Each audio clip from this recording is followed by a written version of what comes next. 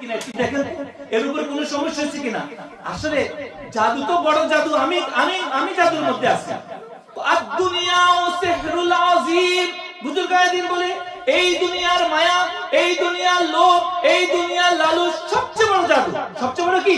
সবচেয়ে বড় জাদু। সাইয়্যিদিনা কারীমুন সাল্লাল্লাহু আলাইহি ওয়াসাল্লাম। মুসিবত কিছু হইলে বলতেছে আমার তো জাদু হইছে, আমার সমস্যা হইছে, হুজুর আমি তো সদকা করি, আমি তো মসজিদ বানাইছি, মাদ্রাসা বানাইছি, আমাদের এই সমস্যাটা না কেন? আমার ছেলে মেয়েটা বড় হইতে কেমন যেন হয়ে যাচ্ছে, আমার বাচ্চাটা কেমন জানি হয়ে যাচ্ছে। এর কোনো কেউ জাদু করছে কিনা একটু দেখেন, এর উপর কোনো সমস্যা হচ্ছে কিনা। আসলে জাদু তো বড় জাদু, আমি আমি আমি জাদুর মধ্যে আছি। আর দুনিয়া ও সিহরুল আযীম, বুজুর্গায়ে দ্বীন বলে এই দুনিয়ার মায়া, এই দুনিয়ার লোভ, এই দুনিয়ার লালুচ সবচেয়ে বড় জাদু। সবচেয়ে বড় কি? সবচেয়ে বড় জাদু। কারণ আমরা এই দুনিয়া একটা টাকা নষ্ট হলে পাগল হয়ে যাই, একটা কিছু নষ্ট হলে পাগল হয়ে যাবে, হারাম পথে কামাই, হারামের উপর যে আমরা সেটা খেয়াল করি না। আমাদের থাকতে হবে, আমাদের কিন্তু আমরা আসতেই হবে। আমারটা যদি একটু কম হয় আমি মিথ্যা বলতেও কোনো কষ্ট পাই না। আমাদের দেখেন এখানে অনেক মানুষ আমরা বুঝুন মুরব্বী হয়ে গেছি, অনেকভাবে আমরা কামাইতেছি, হজ করি, বছরে যাই এও করি, কিন্তু একটা টাকা আমরা যদি মিথ্যা, 1 কোটি টাকার মধ্যে 1 টাকা যদি মিথ্যা ইনকাম করে সেটা কি হয়ে গেছে? হারাম হয়ে গেছে। যদি আলাদাভাবে আনে তো কি হয়ে গেছে? আপনার বরকত নষ্ট হয়ে গেছে। এখন এই বরকতির টাকা দিয়া, এই বরকতি নিয়ে দিয়া আপনি সদকা দেন, বরকত হবে?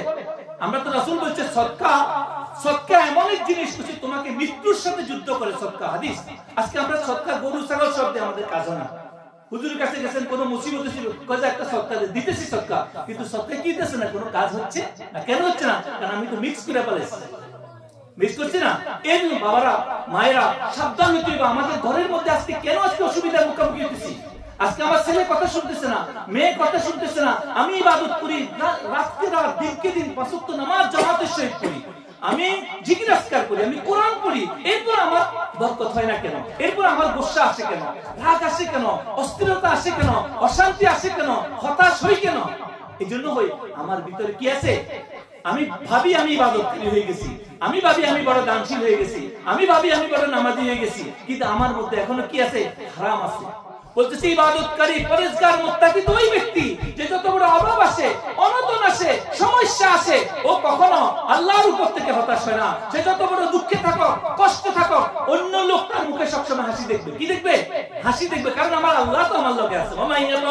আল্লাহ বলছে যে আল্লাহর উপর ভরসা করে আল্লাহ তার জন্য কি কাফি। এখন আমাদের সামান্য অভাব হইলে, একটু ইনকামের কম হইলে, আমার যদি মাসে 500 টাকা দরকার, 10 টাকা কম আসে, আমরা পেরেশান হয়ে যাই। আমরা রাষ্ট্রের সাথে, সমাজের সাথে, কোম্পানির সাথে, বিজনেসের সাথে আমরা কত মিথ্যা রাস্তা নিই।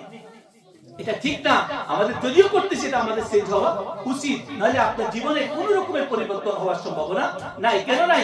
আপনি আল্লাহকে ভয় পাচ্ছেন না, আপনি আল্লাহর সাথে তামাশা করতেছেন। আপনি কার সাথে তামাশা করতেছেন? আমাদের কথাগুলো অত বিরক্ত লাগতেছে আপনাদের অনেকের কাছে, লাইভে শুনবেন যারা তাদের বিরক্ত লাগবে, কিন্তু আমাদের সুফিয়ে কেরাম বলে আপনাদের জন্য, আমার জন্য কথাগুলো বলতেছে, আপনার জন্য কথা বলতেছে। আপনি আল্লাহর সাথে তামাশা করতেছেন, আপনি মুখে আল্লাহ বলতেছেন, অন্তর থেকে আল্লাহকে এখনো কি করেন নাই? মানি নেন নাই। এই জন্য মানে নেন। আপনি তো এত বড় উত্তম একটা দিনের মধ্যে আছেন, যেই দিনের ব্যাপারে বলা হয়েছে রাসূলুল্লাহ সাল্লাল্লাহু আলাইহি সাল্লামের উম্মত হিসেবে আপনি স্বীকৃতি দিয়েছেন। কি বলতেছি?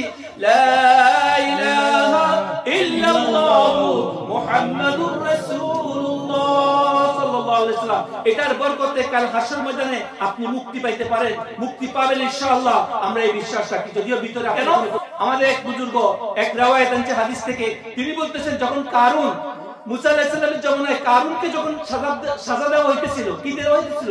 সাজা, প্রচুর সাজা তার উপর হইতেছিল।